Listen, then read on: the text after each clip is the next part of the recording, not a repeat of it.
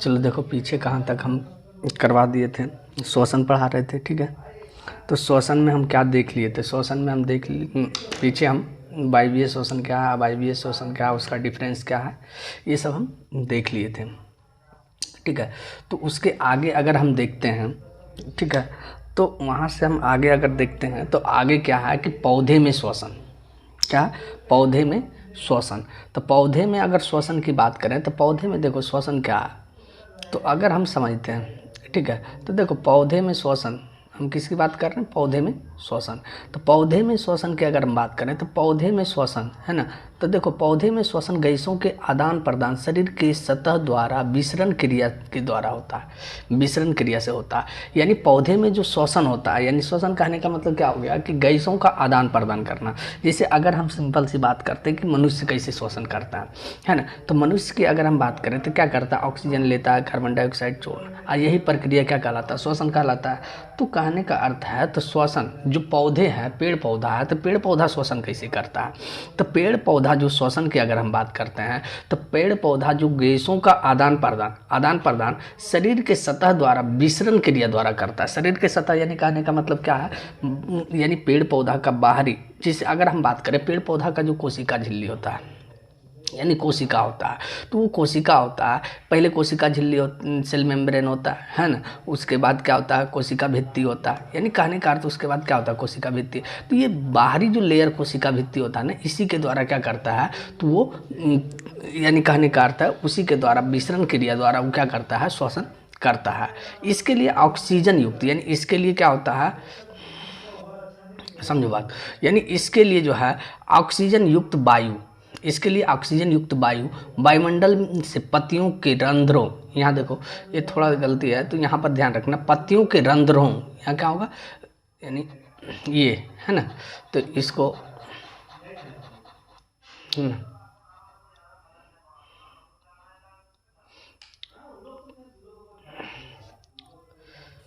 देखो इसको क्या करते हैं, पहले मिटा देते हैं,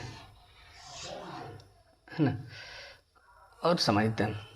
यानी ये वाला जो पॉइंट है ना, पत्तियों के रंध्रों, यहाँ ये रक्षक नहीं होगा, क्या होगा, इसको यहाँ लिख देते हैं, है ना,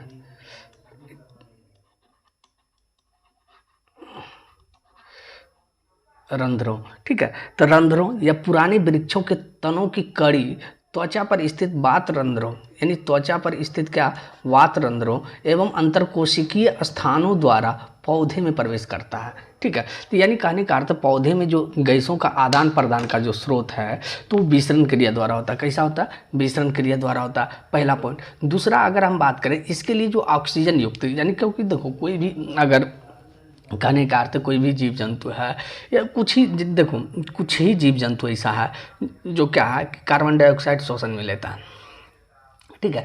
लेकिन क्या है, बहुत सारा जीव, यानी कहने का अर्थ पृथ्वी पर जितना भी जीव है, चाहे पेड़ पौधा हो, छोटा से जीव हो, वो ऑक्सीजन ही क्या करता है, श्वसन के रूप में लेता है। तो कहने का अर्थ जो ऑक्सीजन युक्त यहाँ पर जो बोल रहा है इसके लिए ऑक्सीजन युक्त है ना, ये जो ऑक्सीजन युक्त कहने का मतलब क्या हो गया कि ऑक्सीजन होना चाहिए, ठीक है। तो ऑक्सीजन युक्त वायु वायुमंडल में पत्तियों, यानी ऑक्सीजन युक्त वायु। अब ऑक्सीजन अगर हम वायुमंडल की बात करते हैं तो वायुमंडल में क्या है, तो वायुमंडल में नाइट्रोजन है, ऑक्सीजन है, कार्बन डाइऑक्साइड है, तो ये सारा गैस है। तो कहने का अर्थ यहीं से क्या करता है, वो ऑक्सीजन को लेता है। और किसके द्वारा लेता है, तो पत्ती के रंध्र के द्वारा, यानी पत्तियों में जो रंध्र पाया जाता है। जैसे अब क्या है, अगर हम पत्ती की बात करते हैं, है ना, जैसे ये पत्ती है ना, तो ये पत्ती है, तो इसमें क्या होता है, छोटा छोटा है ना, इसमें छोटा छोटा छिद्र पाया जाता है जिसको हम स्टोमच या रंध्र कहते हैं। और इसी रंध्र की सहायता से क्या करता है वो, इसी रंध्र की सहायता से वो ऑक्सीजन लेता है, ठीक है, यानी वायुमंडल से ऑक्सीजन प्राप्त करता है, ठीक है। पुराने वृक्षों के तनों की कड़ी, अब जो पुराना वृक्ष हो गया तो उसका जो तना होता है ना, उसके जो कड़ी होता है उसके द्वारा भी लेता है, कड़ी की त्वचा के द्वारा लेता है, या तो स्थित उसमें वात रंध्र, जो बाहरी कोशिका भित्ति उसमें क्या वात रंध्र पाया जाता है उसके द्वारा भी लेता है, अंतरकोशिकीय स्थानों द्वारा पौधे में प्रवेश करता है, यानी यहाँ पर क्या होता है, प्रवेश करता है, ठीक है। अब देखो यहाँ पर एक बात ध्यान रखना, कि पेड़ पौधे में जो ऑक्सीजन यानी कहने का अर्थ श्वसन की क्रिया होती है, तो हम कहते हैं कि पेड़ पौधा क्या करता है, कार्बन डाइऑक्साइड लेता है, ऑक्सीजन छोड़ता है। लेकिन अगर हम बात करें सिंपल सी, पेड़ पौधा कार्बन डाइऑक्साइड लेता है और ऑक्सीजन को छोड़ता है, तो वो प्रोसेस कब होता है ना? इसको पहले मिटा देते हैं, ठीक है। ठीक है, तो देखो पेड़ पौधा कब लेता है ऑक्सीजन, कब जो है कार्बन डाइऑक्साइड लेता है ना? तो कहने का अर्थ कोई भी जीव जंतु, हम क्या बोले, कोई भी जीव जंतु होता है तो उसको जीवित रहने के लिए यानी श्वसन के लिए ऑक्सीजन की आवश्यकता होती है। उसी तरह पेड़ पौधे भी क्या है, पेड़ पौधे जो कार्बन डाइऑक्साइड लेते हैं तो कार्बन डाइऑक्साइड लेता है, ऑक्सीजन छोड़ता है, तो वो प्रोसेस क्या कहलाता है, प्रकाश संश्लेषण कहलाता है। तो वो किसके लिए करता है, तो भोजन के लिए है। किसके लिए, भोजन बनाने के लिए वो प्रकाश संश्लेषण की क्रिया होती है। जब श्वसन की बात करेगा तो श्वसन वो जो क्या होता है, नीचे जड़ मूल रूप से कहाँ से प्राप्त करता है ऑक्सीजन, तो जड़ से प्राप्त करता है। जड़ से कैसे, तो वहाँ जल में क्या होता है, ऑक्सीजन होता है। जल में क्या है, जल किसका मिश्रण होता है, तो H2O का होता है। तो H2O यही ऑक्सीजन क्या होता है, टूट के श्वसन के रूप में जाता है। तो कहने का अर्थ पेड़ पौधे मूल रूप से जो अगर ऑक्सीजन लेता है तो कहाँ से लेता है, जड़ से लेता है। तो देखो जड़ों से, है ना, तो देखो यहाँ जड़ों से निकले मूल रोम, है ना, मूल रोम जो एपिडर्मल कोशिकाओं से विकसित होता है। मूल रोम जो होता है किससे विकसित होता है, एपिडर्मल कोशिका। देखो जड़ में भी क्या है, एक मूल रोम पाया जाता है जो क्या होता है, एपिडर्मल कोशिका से विकसित होता है। अब मिट्टी के कणों के बीच फैली होती है, किसके बीच होती है, मिट्टी के कणों के बीच फैली होती है। और इन्हीं मूल रोमों से जड़ ऑक्सीजन ग्रहण करता तथा कार्बन डाइऑक्साइड बाहर छोड़ देता है। और यही मूल रोम की सहायता से क्या होता है, जड़ ऑक्सीजन को ग्रहण करता है और कार्बन डाइऑक्साइड को क्या करता है, बाहर छोड़ देता है। तो कहने का अर्थ मुख्य रूप से अगर पेड़ पौधा श्वसन की बात करते हैं तो वो श्वसन कहाँ करता है, तो मूल रूप से जड़ से ही करता है। ठीक है, तो कहने का अर्थ पेड़ पौधे भी जीवित रहने के लिए किसका प्रयोग करता है, तो ऑक्सीजन का ही प्रयोग करता है।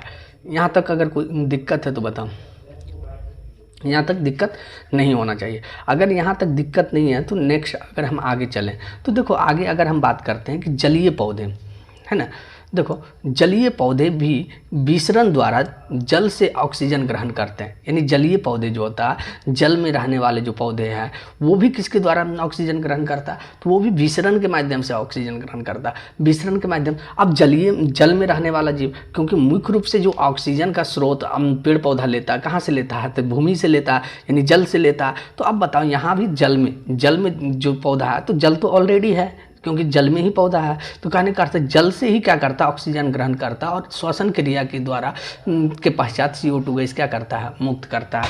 तो पौधे में श्वसन समझ में आ गया।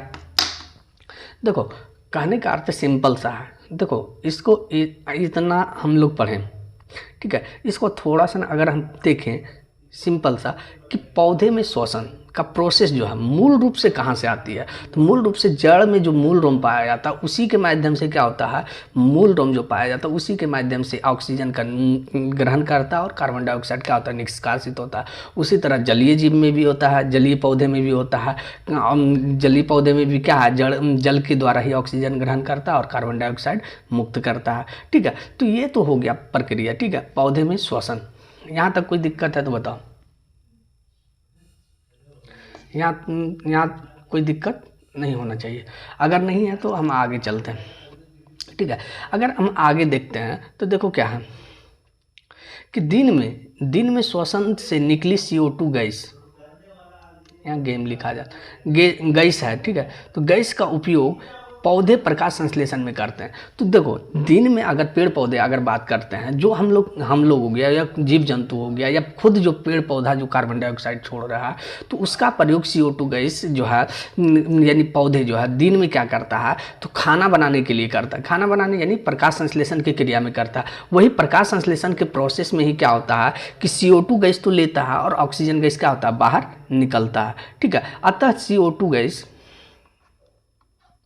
है ना, अतः CO2 गैस है ना, अतः CO2 की जगह ऑक्सीजन रंध्रों से निकलती है। अब इसमें क्या होता है ना, अगर हम बात करें तो देखो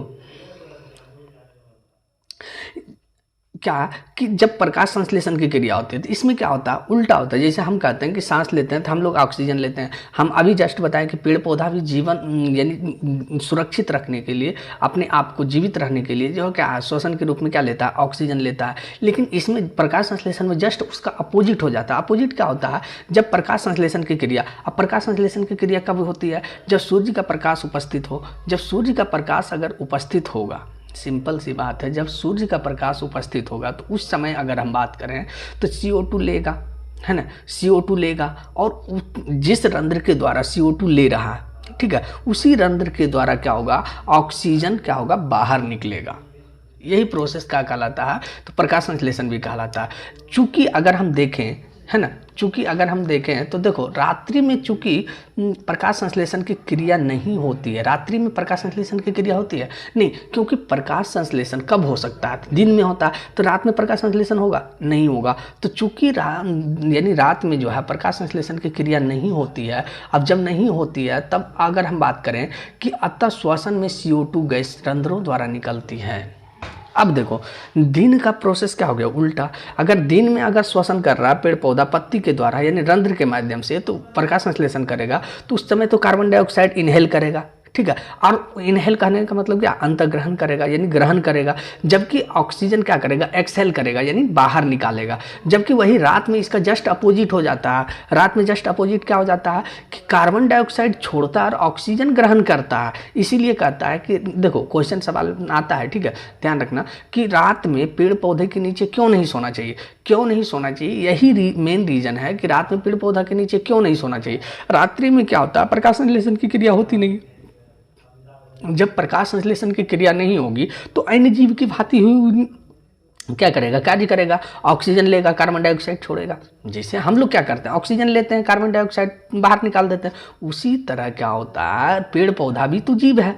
तो कहने का अर्थ जब उसके साथ प्रकाश संश्लेषण की क्रिया रात में नहीं हो पाती है, जब नहीं होगी तो सिंपल सी बात है वो भी क्या करेगा, ऑक्सीजन लेगा और कार्बन डाइऑक्साइड गैस क्या होगा, छोड़ेगा। तो यही प्रक्रिया, यही प्रोसेस होता है जिसके कारण कहा जाता है कि रात्रि में पेड़ के नीचे नहीं सोना चाहिए। इसका कारण स्पष्ट करें तो ये तो सिंपल सी बात है, रात्रि में प्रकाश संश्लेषण की क्रिया होती नहीं है, जिसके कारण जो पेड़ पौधे है ना, जिसके कारण पेड़ पौधे ऑक्सीजन लेती है, कार्बन डाइऑक्साइड छोड़ती है।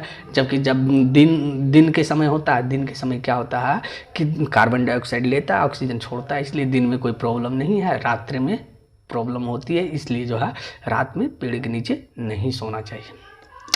अब यहाँ कुछ समझ में आया, यहाँ पर तो समझ में आ गया होगा कि पेड़ के नीचे क्यों नहीं सोना चाहिए। अब पौधे में श्वसन का प्रोसेस क्या है, हर एक प्रोसेस बता दिए, ठीक है। यहाँ तक समझ में आया तो बताओ, ठीक है ना। नेक्स्ट अगर हम आगे चलते हैं, आगे चलने से पहले थोड़ा है ना देख लेते हैं, ठीक है। तो देखो यहाँ तक अगर समझ में आ गया तो बताओ, ठीक है, ठीक है, कोई दिक्कत नहीं ना। तो देखो क्या आगे हम देखते हैं, तो आगे हम क्या देखते हैं कि पौधे में श्वसन की क्रिया जंतुओं के श्वसन से निम्नलिखित प्रकार से भिन्न होती है। पौधे में जो श्वसन की क्रिया होती है जंतुओं में, जीव जंतु, देखो अगर हम बात करते हैं पौधे और जीव जंतु, हम लोग अगर हम पढ़ते हैं तो पादप जगत पढ़ते हैं, जंतु जगत पढ़ते हैं, तो ये सब हम ऑलरेडी 9th में पढ़ाए थे, ठीक है। तो कहने का अर्थ पौधे में श्वसन की क्रिया जंतुओं के श्वसन से निम्नलिखित प्रकार से भिन्न है। यानी कहने का सिंपल सा, पौधे की जो श्वसन की क्रिया होती है और जीव जंतुओं की श्वसन की क्रिया जो होती है वो अलग अलग होती है। और किस प्रकार अलग होती है उसी के बारे में हम लोग देखेंगे। तो देखो अगर हम पौधे की बात करते हैं, ठीक है, तो अगर हम पौधे की बात करते हैं, ठीक है, पौधे के प्रत्येक भाग देखो पौधा में कौन कौन सा भाग पाया जाता है, जड़, तना, पत्ती में अलग अलग श्वसन होता है। जड़ में क्या है, यानी पौधे अपने जीवित रहने के लिए क्या ऑक्सीजन की मूल आवश्यकता, जो पौधे को जो मूल आवश्यकता ऑक्सीजन की है उसकी पूर्ति के लिए वो क्या करता है, तो वो क्या है, कहाँ से लेता है, तो जड़ से लेता है, ठीक है। अगर तना की बात करते हैं तो तना से ही प्रकाश संश्लेषण होता है। जब देखो पतझड़ का मौसम होता है ना, पतझड़ का जब मौसम हो जाता है उस समय पत्ती नहीं होता है, तो उस समय क्या उसको भोजन की आवश्यकता नहीं है, है कि नहीं। तो कहने का तो उस समय भी उसको भोजन की आवश्यकता है, तो भोजन की जो उस आवश्यकता को पूर्ति करता है उस समय कौन करता है, तना करता है। देखो पत्ती क्या है, देखो यहाँ पर थोड़ा प्रोसेस अगर समझना है तो बहुत इसमें बहुत बड़ा बात है। जैसे क्या बोल रहा है कि पेड़ पौधे के प्रत्येक भाग जड़ तना पत्तियों में अलग अलग श्वसन होता है, तीनों में अलग अलग होता है। अब तीनों में अलग अलग कैसे होता है, तो पहला अगर हम जड़ की बात करें, देखो समझो, अगर नहीं पीछे समझ में आया तो यहाँ से समझ सकता है, ठीक है। यहाँ से थोड़ा शॉर्ट टर्म में हम समझाने की कोशिश करेंगे। देखो क्या है, जड़, जड़ की अगर हम बात करें, क्या बोल रहे हैं, जड़, जड़ क्या है, जड़ अगर हम बात करें, जैसे सिंपल सा हम एक ये मान लो जड़ है, ठीक है। यहाँ से मान लो कि यहाँ से H2O है, क्योंकि मिट्टी में क्या पानी तो है ही, जमीन के अंदर क्या पानी तो है ही, यहीं से क्या करता है पानी लेता। पेड़ पौधा पानी कहाँ से प्राप्त करता है। अच्छा एक चीज़ बताओ सिंपल सा, पेड़ पौधा को जब हम पानी देते हैं तो क्या हम ऊपर से देते हैं, नहीं ना, हम क्या करते हैं, जहाँ तना है उसके जस्ट नीचे क्या करते हैं, गड्ढा खोदते हैं, वहीं पानी डालते हैं, और वही पानी क्या होता है, ज़मीन के अंदर जाता है, और जड़ क्या करता है, वही पानी को अवशोषित करता है, ठीक है। तो कहने का अर्थ ये प्रोसेस हो गया। तो यही जल से क्या करता है, यही जल से ऑक्सीजन लेता है, यही जड़ से क्या लेता है, ऑक्सीजन लेता है, और यही जड़ से ऑक्सीजन लेके, यही जल से ऑक्सीजन लेके ये अपनी ऑक्सीजन, पेड़ पौधे अपनी ऑक्सीजन की पूर्ति करता है। पहला पॉइंट हो गया, जड़ से कैसे हो गया, श्वसन करता है, ये बात समझ में आ गया, समझ में आया ना। तो कहने का अर्थ जड़ से श्वसन कैसे होता है, ये बात समझ में आ गया। अब अगर हम तना की बात करते हैं तो देखो तना में थोड़ा प्रोसेस लंबा है, लेकिन कोई दिक्कत नहीं है। अगर हम तना को समझने से पहले हम पत्ती से को समझते हैं, ठीक है। तना कोई खास नहीं है ना, उससे पहले पत्ती समझते हैं, ठीक है। पत्ती अगर समझ में आ गया ना तो फिर तना तो खूब आराम से समझ में। पहले हम क्या देखते हैं, पत्ती को देखते हैं। पत्ती का अगर श्वसन की बात करते हैं तो पत्ती के श्वसन की अगर हम बात करें तो पत्ती में क्या होता है, प्रकाश संश्लेषण की क्रिया होती है। पत्ती है उसमें क्या होता है, रंध्र पाया जाता है, जिसको हम इंग्लिश में क्या बोलते हैं, अष्टमक बोलते हैं। तो अष्टमक जो होता है वो क्या होता है, खुलता है बंद होता है, खुलता है बंद होता है, खुलता है बंद होता है। तो उसमें क्या है, वो प्रोसेस कब होता है, जब सूर्य का प्रकाश जो है पत्ती पर पड़ता है, उसी समय क्या होता है, खुलता है और बंद होता है। यही प्रोसेस में क्या होता है कि वो CO2 लेता है जब खुलता है, ठीक है, उस समय CO2 लेता भी है और ऑक्सीजन बाहर निकालता भी है। तो देखो CO2 क्यों ले रहा है, अभी जस्ट बोले, अभी देखो यहाँ पर बात समझना, थोड़ा बोले लेंदी है, लेकिन अगर पॉइंट समझ में आ गया तो कोई दिक्कत नहीं होगा, ठीक है। देखो सिंपल सी बात, अगर रंध्र है, रंध्र खुलेगा, ठीक है, हम एक बात बोल रहे हैं कि कार्बन डाइऑक्साइड ले रहा, ऑक्सीजन छोड़ रहा, ये प्रोसेस कब होगा, तो ये प्रोसेस होगा जब सूर्य प्रकाश उपस्थित होगा, तब। कब होगा, सूर्य का प्रकाश जब उपस्थित होगा तब होगा, ठीक है। तो ये प्रोसेस क्या कहलाता है, प्रकाश संश्लेषण कहलाता है। क्या कहलाता है, प्रकाश संश्लेषण। अब देखो क्या है कि ये तो हो गया श्वसन की क्रिया। यहाँ तक पर थोड़ा सा और बात समझते हैं। बात क्या समझते हैं कि देखो, क्योंकि तना भी समझाना है तो इसको पत्ती को कनेक्ट हम तना से करते हैं, ठीक है। तो देखो इसमें क्या होता है कि इसमें जल की ज़्यादा हानि होती है। अब कहेगा सर ये कार्बन डाइऑक्साइड ले रहा है, ऑक्सीजन छोड़ रहा है, तो इसमें कहाँ जल की हानि हो रहा है। तो देखो बाबू क्या होता है कि जब प्रकाश संश्लेषण की क्रिया होती है तो उस समय क्या होता है, जो जमीन यानी जड़ द्वारा जो जल लिया जाता है, जड़ के द्वारा जो जल लिया और जाइलम के माध्यम से जहाँ पत्ती तक पहुँचाया, जाइलम के माध्यम से जो पत्ती तक पहुंचाया, वही जल, अगर जल जो है, जड़ जो है ज़्यादा पानी एब्जॉर्ब कर लिया है, ठीक है, ज़्यादा पानी जो है पत्ती तक पहुंचा दिया, तो वो जो ज़्यादा पानी है वही पानी वाष्प बन के वायुमंडल में चला जाता है। और यही प्रक्रिया क्या कहलाता है, वाष्पोत्सर्जन कहलाता है। अक्सर देखा होगा, एक चीज़ देखा होगा कि जो पतझड़ आती है गर्मी के मौसम में ज़्यादा आती है। रीज़न क्या है, रीजन यही है कि गर्मी के मौसम में क्या होता है, पानी का लेयर नीचे चला जाता है। पानी का लेयर क्या होता है, नीचे जाता है। जब पानी का लेयर नीचे जाएगा, सिंपल सी बात है, अगर मान लो कि देखो समझते हैं, यहाँ अगर मान लो कि ये मिट्टी है, यहाँ से ये मिट्टी है, ठीक है। अब यहाँ पर मान लो कि अन्य मौसम में यहाँ पर पानी है, यहाँ मिल जाता है, ठीक है, यहाँ पर पानी है, यहाँ मिल जाता है, ठीक है। और यही क्या होता है, जब गर्मी का मौसम आने लगता है तो यही पानी जो है धीरे धीरे क्या यहाँ मान लो चला आया, यहाँ चला आया, तो बताओ जड़ तो यहाँ तक है, जड़ यहाँ तक है, लेकिन क्या है पानी इसको कम मात्रा में मिल रहा है, जबकि यहाँ पर है, यहाँ तक पानी है तो इसको ज़्यादा मात्रा में मिल रहा है, तो ज़्यादा एब्जॉर्ब कर रहा था, तो उस समय वाष्पोत्सर्जन कर रहा था, फर्क भी नहीं पड़ रहा था। लेकिन क्या है कि यहाँ पानी कम है, यहाँ है। अब थोड़ा सा ना अगर लेयर अगर नीचे चला जाएगा तो पानी मिल पाएगा, नहीं मिल पाएगा। जब पानी नहीं मिल पाएगा तो पेड़ पौधा जीवित रह पाएगा, नहीं रह पाएगा। जब नहीं रह पाएगा तो एक चीज़ बताओ, इतना ही पानी है, इतना ही पानी का यूज करना है, तो अब बताओ ये क्या करता है, धीरे धीरे पानी को कम करने लगता है। ठीक है, पानी को कम करने लगता है तो पत्ती क्या होता है, गिरने लगता है। तो पतझड़ का मौसम इसलिए आता है, देखो कहने का अर्थ साइंस यही कहता है कि देखो कहने सिंपल सा है कि पतझड़ इसलिए, देखो क्योंकि जब पेड़ पौधा रहता है, यानी पेड़ पौधा में पत्तियां रहती है तो प्रकाश संश्लेषण होता है, तो प्रकाश संश्लेषण होता है, भोजन बनाता है, तभी कुछ होता है। तो कहने का अर्थ उसमें क्या होता है, वाष्पोत्सर्जन, पानी की भी हानि होती ज़्यादा होती है। लेकिन अब बताओ जब पानी नीचे चला गया लेयर, तो उसमें क्या पानी तो कम ही होगा ना, तो इसलिए पेड़ पौधा पत्तियां गिरा देती है, जिससे क्या होता है जब पत्ती ही नहीं रहेगा तब प्रकाश संश्लेषण नहीं होगा, जब प्रकाश संश्लेषण नहीं होगा तो पानी का वाष्पोत्सर्जन नहीं होगा, नहीं होगा। लेकिन अब बताओ क्या तुरंत क्या पत्ती आ जाता है, नहीं, 2-3 महीना लगता है पत्ती आते आते हरियाली, यानी पत्ती बनते बनते पूरी तरह से। तो अब बताओ जब तक क्या वो पेड़ पौधा भूखा ही रहेगा, क्या वो खाना स्टोर करके रखता है, उसके पास फ्रिज या कूलर रखा हुआ, फ्रिज रखा हुआ जो कि खाना स्टोर करके रखेगा, ऐसा कुछ नहीं है। तो वो उस समय भी प्रकाश संश्लेषण की क्रिया करती है। जब पतझड़ हो जाती है, पतझड़ होने के बाद भी क्या होता है, वो प्रकाश संश्लेषण करती है। तो प्रकाश संश्लेषण अब किसके मदद से करती है, तो अब हम चलते हैं किस पर, तना पे। ठीक है, तो यही तना जो है क्या करता है, प्रकाश संश्लेषण करता है, और यही श्वसन का तीसरा भाग है। ठीक है, तो इसमें क्या होता है, इसमें क्या होता है, सिंपल सा बात, थोड़ा मात्रा में भी पानी रहेगा तो इसमें वाष्पोत्सर्जन की क्रिया नहीं होती है, पानी थोड़ा मोड़ा हानि होता है, ज़्यादा नहीं होता है। तो इससे क्या होता है, पेड़ पौधा को भोजन भी मिल जाता है, ऑक्सीजन भी मिल जाता है, और जो हम लोग को चाहिए कार्बन ऑक्सीजन चाहिए, ये कार्बन डाइऑक्साइड लेके ऑक्सीजन दे भी देता है। तो यही प्रोसेस होता है पौधे में श्वसन। तो यहाँ तक समझ में आ गया, अगर यहाँ तक समझ में आ गया तो बोलो,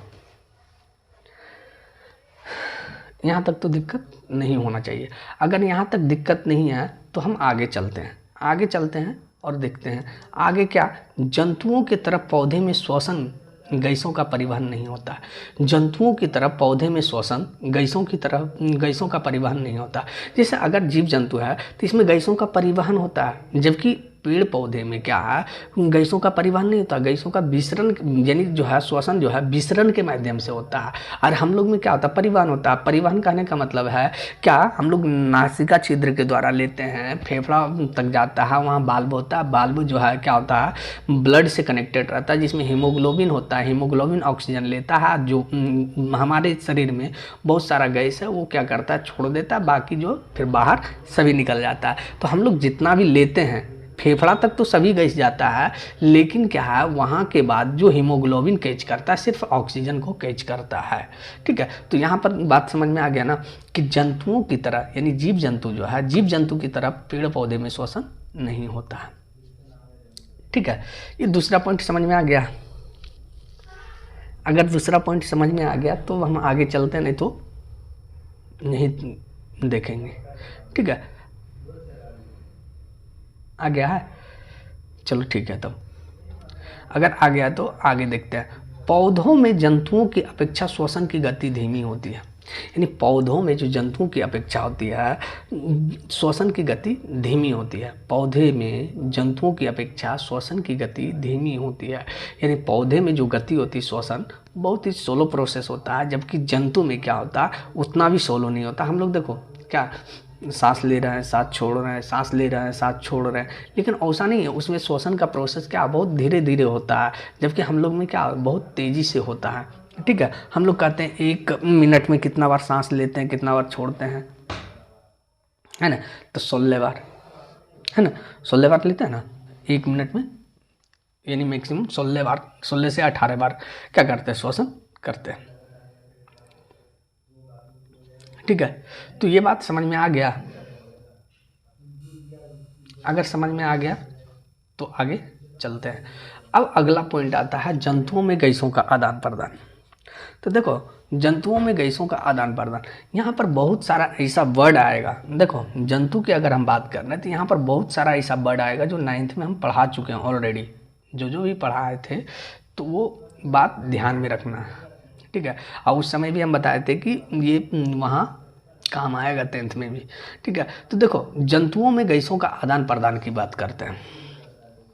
तो देखो, जंतुओं में गैसों का आदान प्रदान, तो निम्न श्रेणी के जंतु, तो निम्न श्रेणी के जंतु हम किसको कहते हैं?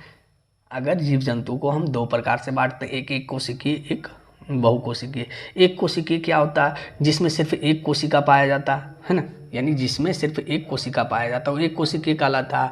और जिसमें बहुत सारे यानी 2 या 2 से अधिक कोशिका पाया जाता है वो क्या कहलाता है? बहुकोशिकीय कहलाता है। तो निम्न श्रेणी के जंतुओं की अगर हम बात करते हैं, निम्न श्रेणी के जंतुओं जैसे एक कोशिकीय में कौन कौन आता है? तो अमीबा हो गया, पैरामीशियम हो गया। में श्वसन जीवों जैसे ऑक्सीजन और कार्बन डाइऑक्साइड का आदान प्रदान कोशिका झिल्ली से विसरण द्वारा होता है। यानी इसमें जो होता है अमीबा, यानी निम्न श्रेणी के जो जंतु है, निम्न श्रेणी कहने का मतलब जो एक कोशिकीय जीव है, एक कोशिकीय जीव। अब देखो, यहाँ पर एक पॉइंट ध्यान क्या रखना है कि यहाँ निम्न श्रेणी के जंतु बता रहे हैं। अब निम्न श्रेणी के जंतु में क्या आता है? एक कोशिकीय जीव। अब यहाँ पर अगर ऑब्जेक्टिव में पूछ दे कि निम्न श्रेणी के जंतु कौन है,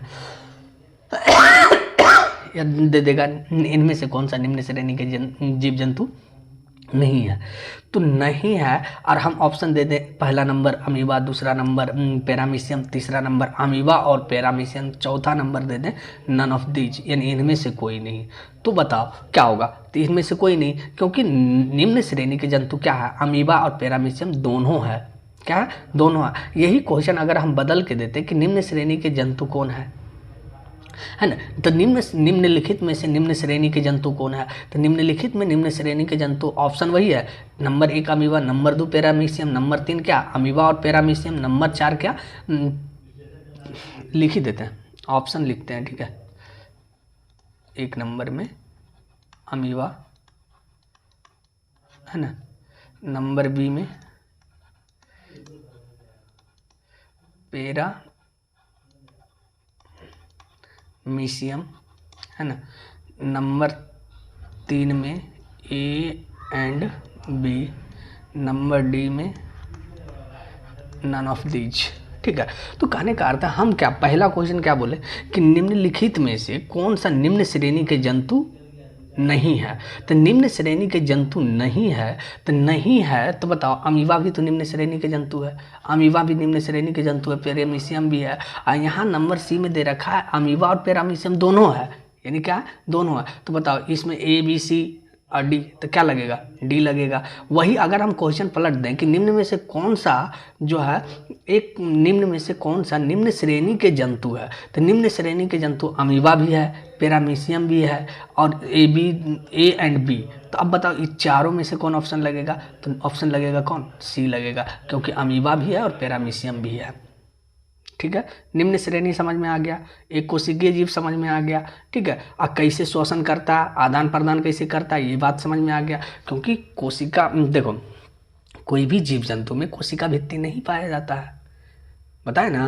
कोशिका भित्ति किस में पाया जाता है? पेड़ पौधा में सिर्फ पाया जाता है, कोई भी जीव जंतु में कोशिका भित्ति नहीं पाया जाता। तो हम लोग यानी जीव जंतु का सबसे बाहरी लेयर क्या होता है? तो कोशिका झिल्ली होता है। क्या होता है? कोशिका झिल्ली होता है। और उसी के माध्यम से क्या है? विसरण के द्वारा क्या है? गैसों का आदान प्रदान करता है। तो समझ में आ गया, निम्न श्रेणी के जीव जंतु जो है कोशिका झिल्ली के माध्यम से ही श्वसन करता है। किसके माध्यम से? यानी कोशिका झिल्ली। और किसके द्वारा करता है? विसरण के माध्यम से करता है। ये बात ध्यान में रखना है, ठीक है। नेक्स्ट अगर हम पॉइंट चलते हैं, ठीक है, तो निम्न श्रेणी है ना, निम्न श्रेणी के बहुकोशिकीय जंतु। अब देखो निम्न श्रेणी हम बोले, निम्न श्रेणी के एक कोशिकीय तो समझ में आ गया कि अमीबा पैरामीशियम है, लेकिन निम्न श्रेणी में ही एक जंतु और आता है हाइड्रा, जो क्या है? बहुकोशिकीय है। क्या है? बहुकोशिकीय है। और जिसमें श्वसन यानी गैसों का आदान प्रदान शरीर के सतह के विसरण के द्वारा होता है, यानी शरीर के सतह के विसरण द्वारा होता है। शरीर का जो हाइड्रा का कुछ फिगर इस प्रकार से होता है,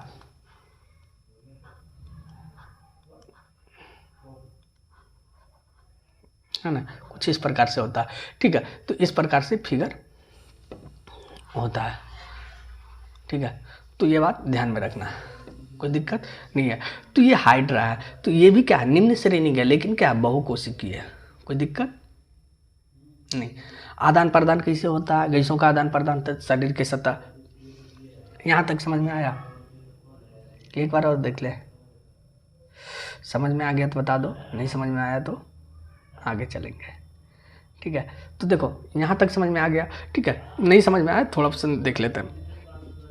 हम क्या बताया, पहला पॉइंट बताया कि निम्न श्रेणी के जो एक कोशिकीय जीव है, निम्न श्रेणी का एक कोशिकीय जीव कहने का मतलब अमीबा और पैरामीशियम जो है, ये ऑक्सीजन या कार्बन डाइऑक्साइड का ग्रहण और अंतःग्रहण यानी इनहेल और एक्सहेल जो करता है, यानी श्वसन की प्रक्रिया आदान प्रदान जो करता है, किसके माध्यम से करता है, कोशिका झिल्ली के विसरण के माध्यम से करता है।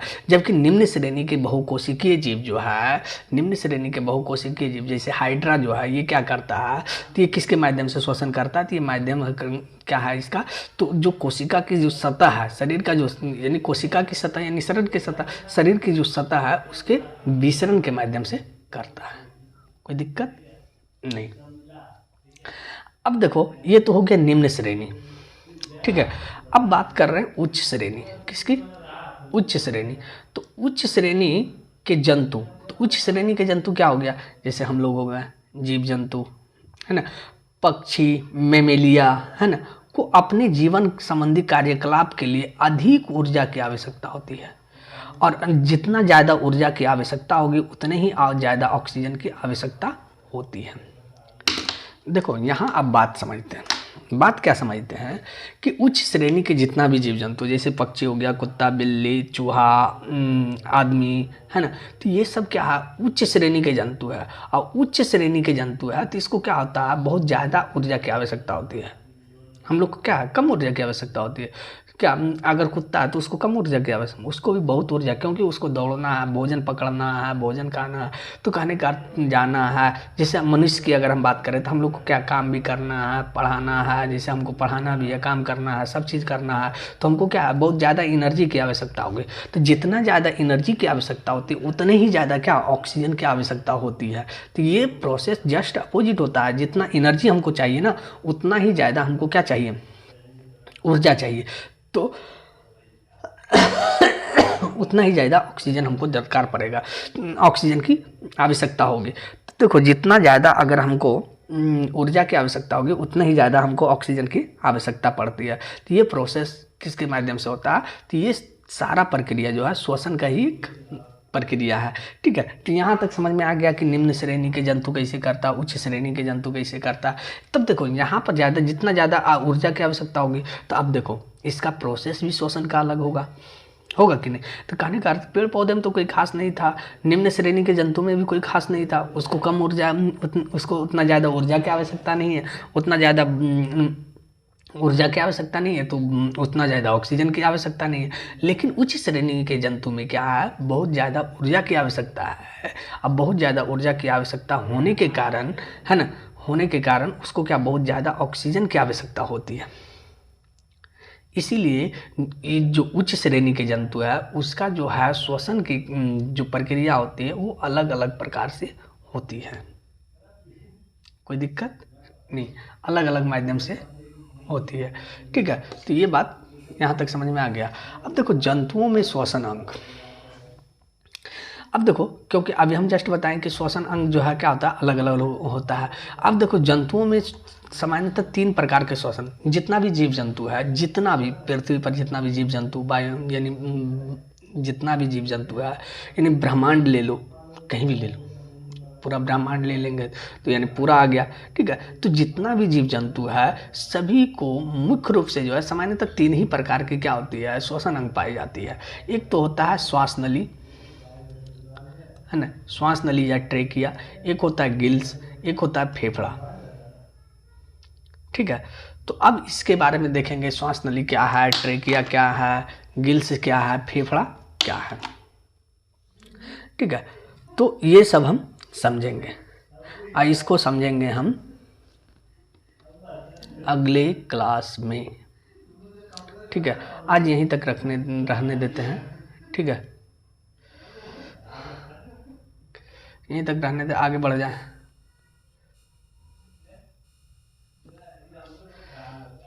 क्या करते हैं, यहाँ तक समझ में आ गया ना कि श्वसन अंग कितने हैं, है ना। श्वसन जंतु में सामान्यतः 3 प्रकार के श्वसन अंग होते हैं, श्वास नली, ट्रेकिया, गिल्स।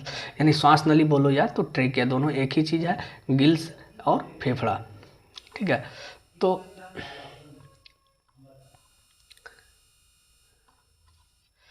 आगे देखते हैं, ठीक है, देख ही लेते हैं, जहाँ तक हो सकता है देखते हैं, ठीक है।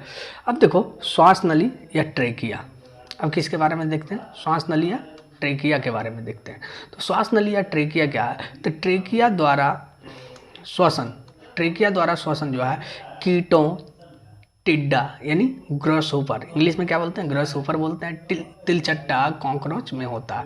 यानी ट्रेकिया के माध्यम से कौन कौन श्वसन करता है, तो जितना भी कीट हो गया, टिड्डा हो गया, तिलचट्टा हो गया, ये सब किसके माध्यम से करता है, श्वास नली या ट्रेकिया। अब देखो ट्रेकिया में क्या होता है, ट्रेकिया के शरीर के भीतर यानी ट्रेकिया के शरीर के भीतर स्थित अत्यंत शाखित हवा भरी नालिकाएं होती है और सीधे उत्तकों में, यानी कहने का अर्थ क्या, सीधे उत्तकों के संपर्क में होता है और दूसरी ओर शरीर के सतह के श्वास रंध्र नामक छिद्रों के द्वारा खुलती है। यानी कहने का अर्थ है, देखो पहला पॉइंट क्या समझना है श्वास नली या ट्रेकिया में, क्या कि जो ट्रेकिया के माध्यम से कौन श्वसन करता है, ये तो ऑब्जेक्टिव के तौर पर बन जाता है कि ट्रेकिया के माध्यम से कौन श्वसन कर सकता है। तो ट्रेकिया के माध्यम से जो श्वसन करता है, कीट हो गया, टिड्डा हो गया, तिलचट्टा हो गया, है ना, ये सब हो गया। टिड्डा को इंग्लिश में ग्रास होपर कहते हैं, तिलचट्टा को कॉकरोच बोलते हैं, ठीक है। तो ये सब तो छोटी मोटी बातें हैं, आम भाषा में बोला भी जाता है, ठीक है। हम लोग तिलचट्टा कभी सुनते नहीं, क्या बोलते हैं, कॉकरोच ही बोलता है, ठीक है। अब देखो यहाँ तक अगर किसी को दिक्कत है तो यहाँ तक दिक्कत नहीं है, जब यहाँ तक दिक्कत नहीं है तो हम आगे चलते हैं क्या कि ट्रेकिया शरीर के भीतर स्थित अत्यंत शाखित हवा भरी नलिकाएं हुए, यानी जो है ट्रेकिया शरीर के भीतर क्या है, ट्रेकिया जो होता है शरीर के भीतर पाया जाता है, ठीक है। इसमें क्या होता है, अत्यंत जो है शाखित, यानी अत्यंत शाखित कहने का मतलब जो इसके अंदर जो नालिका पाई जाती है, हवा भरी नालिका होती है, इसमें अंदर जो नली होता है उसमें क्या होता है, हवा भरा हुआ होता है और एक ओर से सीधे उत्तक के संपर्क में, ये सीधे किससे संपर्क करता है, ये टिश्यू यानी उत्तक, है ना, उत्तक से संपर्क होता है और दूसरी ओर शरीर के सतह के श्वास रंध्र, एक ओर से तो ये उत्तक से संपर्क में रहता है, दूसरी ओर से क्या होता है, ये जो शरीर के सतह के श्वास रंध्र होता है, इसके नामक छिद्रों के द्वारा क्या होता है, खुलता है, ठीक है। ये वाला ट्रेकिया का